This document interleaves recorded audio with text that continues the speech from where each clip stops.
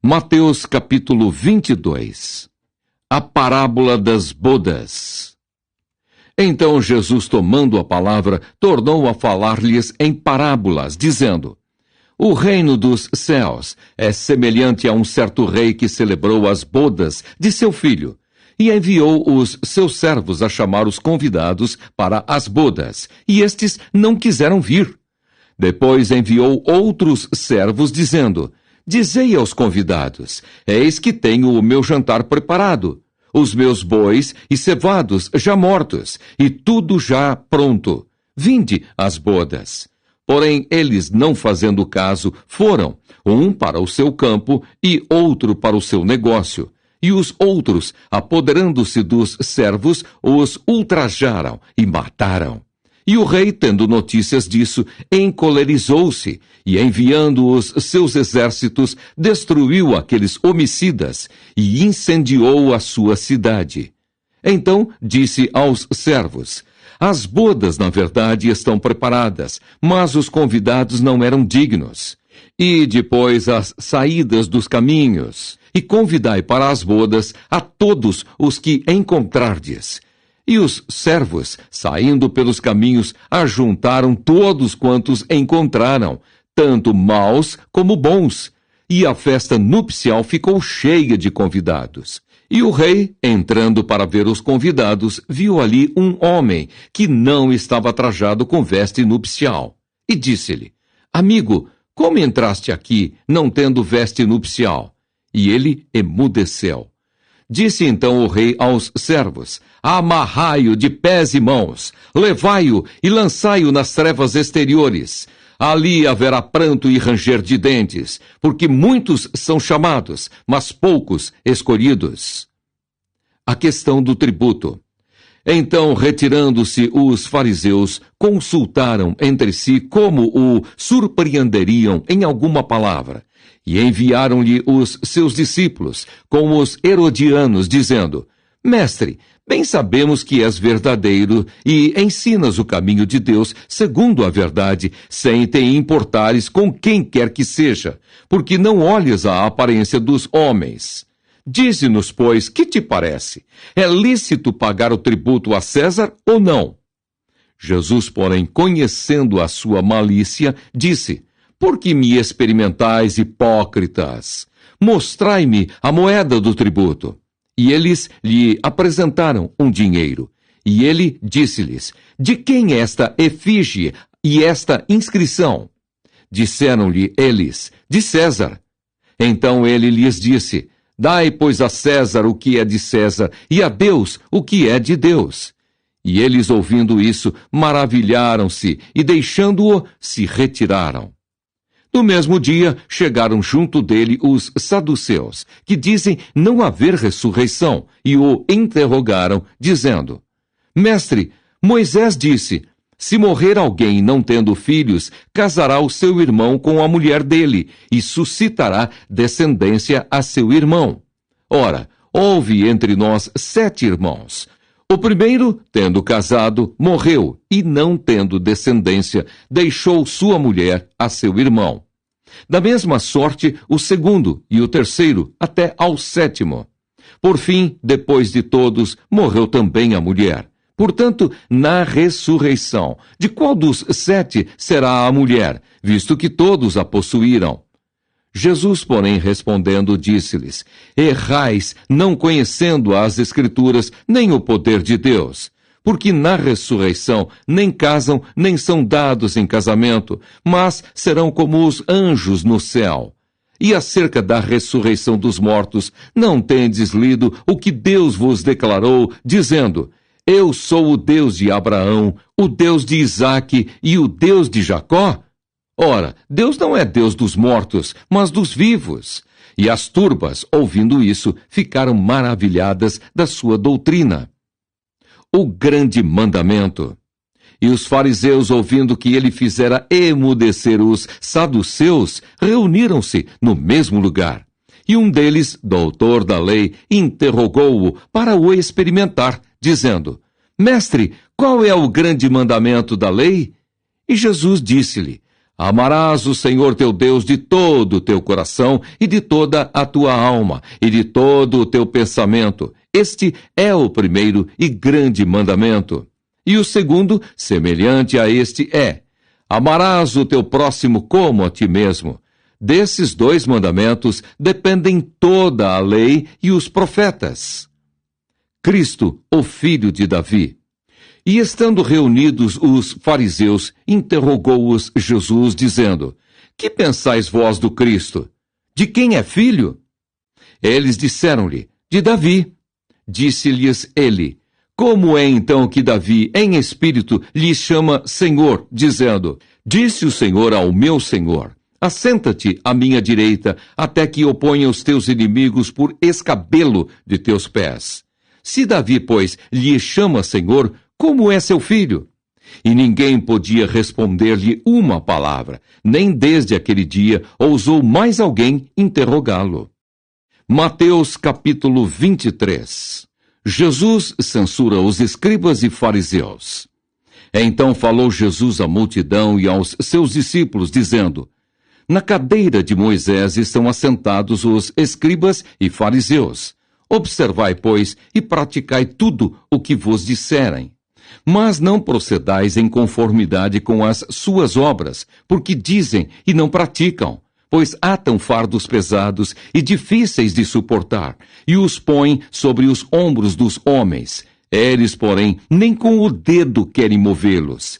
E fazem todas as obras, a fim de serem vistos pelos homens, pois trazem largos filactérios, e alargam as franjas das suas vestes, e amam os primeiros lugares nas ceias, e as primeiras cadeiras nas sinagogas, e as saudações nas praças, e os serem chamados pelos homens: Rabi, Rabi.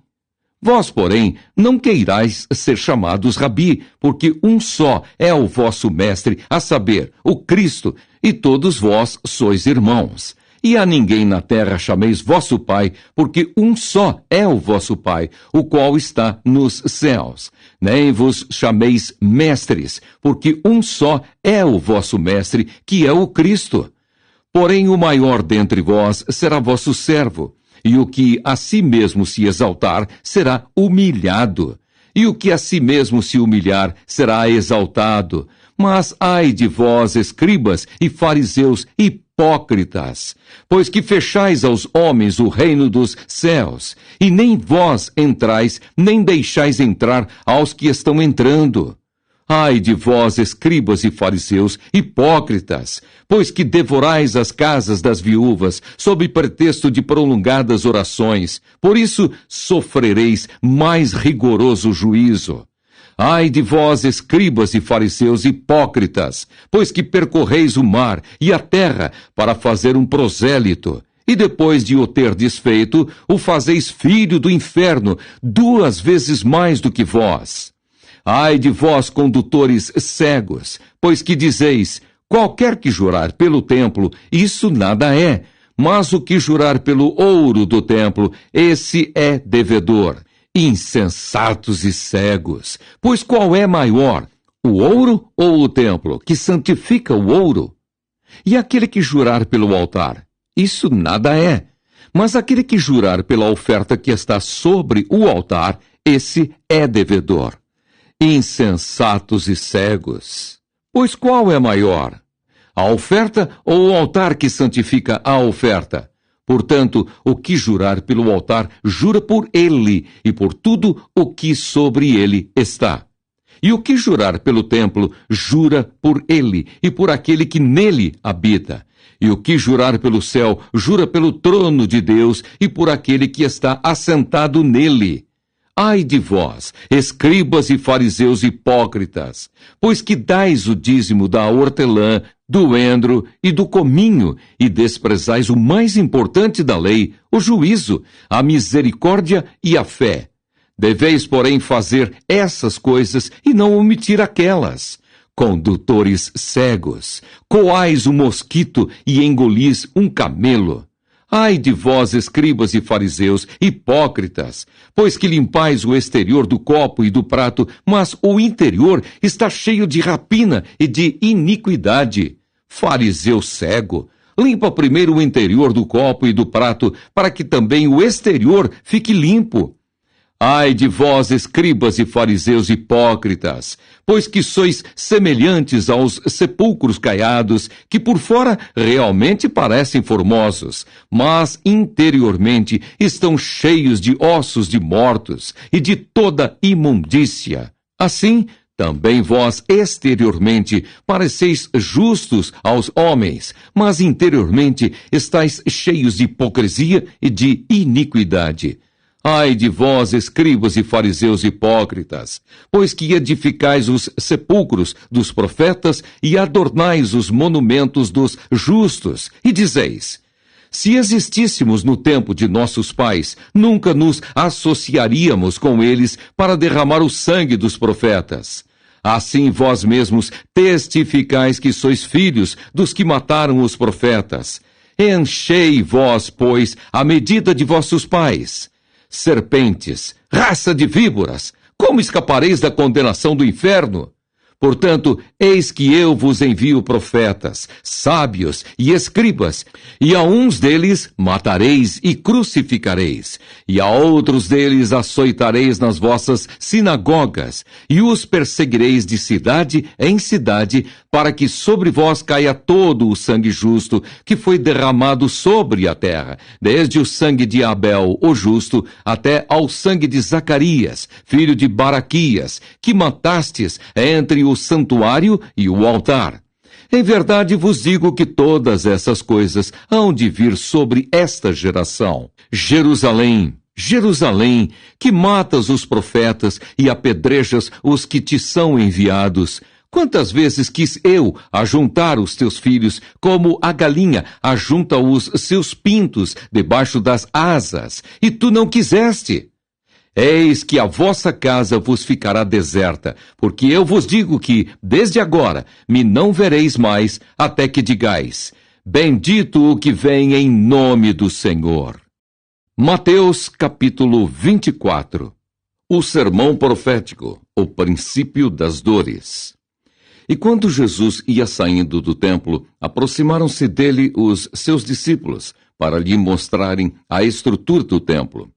Jesus, porém, lhes disse: não vedes tudo isto? Em verdade vos digo que não ficará aqui pedra sobre pedra que não seja derribada.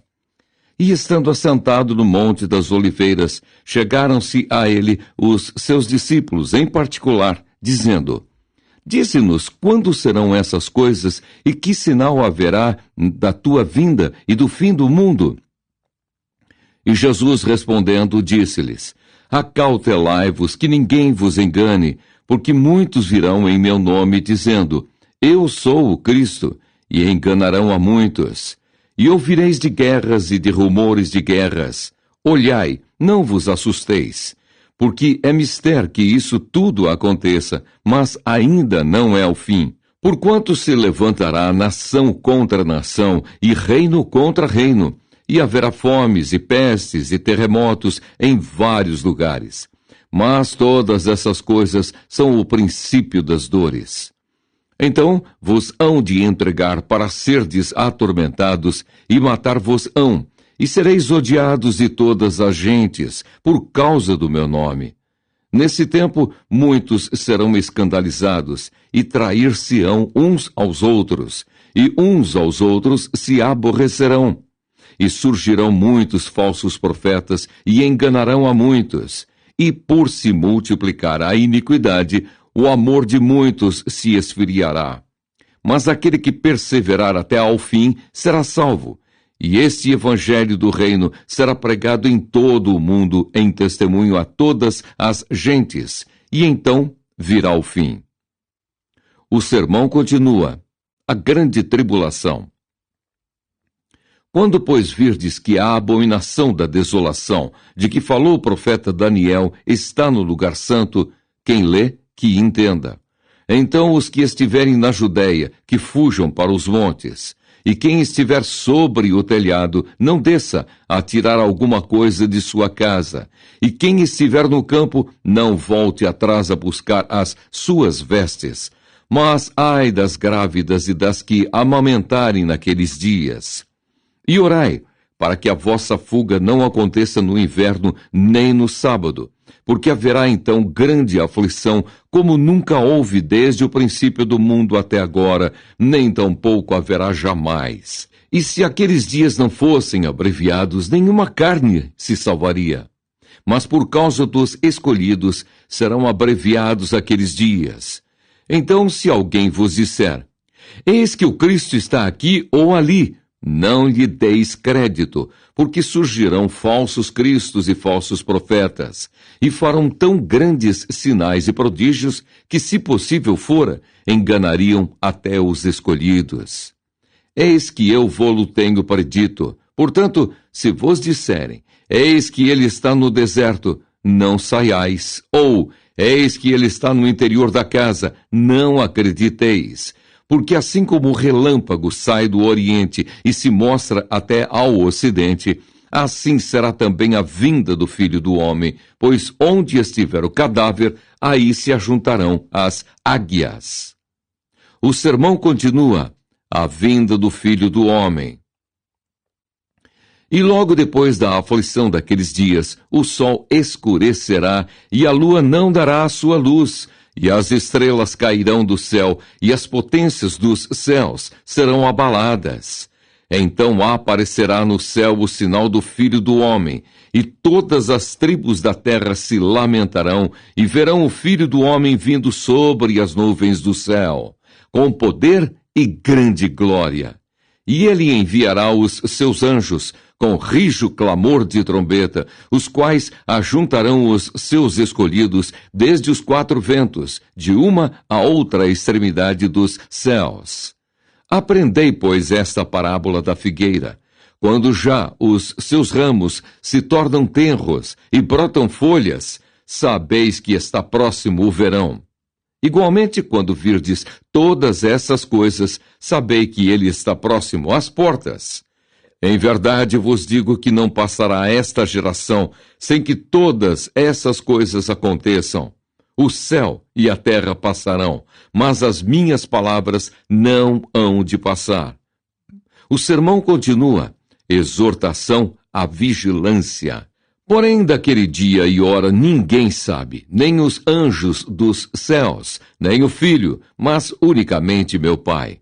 E como foi nos dias de Noé, assim será também a vinda do Filho do Homem. Porquanto assim como nos dias anteriores ao dilúvio comiam, bebiam, casavam e davam-se em casamento, até o dia em que Noé entrou na arca e não o perceberam, até que veio o dilúvio e os levou a todos. Assim será também a vinda do Filho do Homem. Então, estando dois no campo, será levado um e deixado o outro. Estando duas moendo no moinho, será levada uma e deixada outra. Vigiai, pois, porque não sabeis a que hora há de vir o vosso Senhor. Mas considerai isto. Se o pai de família soubesse a que vigília da noite havia de vir o ladrão, vigiaria e não deixaria que fosse arrombada a sua casa.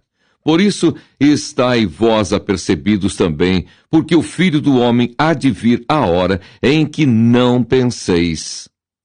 O sermão continua, a parábola dos dois servos. Quem é, pois, o servo fiel e prudente que o Senhor constituiu sobre a sua casa para dar o sustento a seu tempo? Bem-aventurado aquele servo que o Senhor, quando vier, achar servindo assim. Em verdade vos digo que o porá sobre todos os seus bens. Porém, se aquele mau servo disser consigo, o meu senhor tarde virá, e começar a espancar os seus conservos, e a comer, e a beber com os bêbados, virá o senhor daquele servo num dia em que o não espera e a hora em que ele não sabe, e separá-lo-á, e destinará a sua parte com os hipócritas. Ali haverá pranto e ranger de dentes.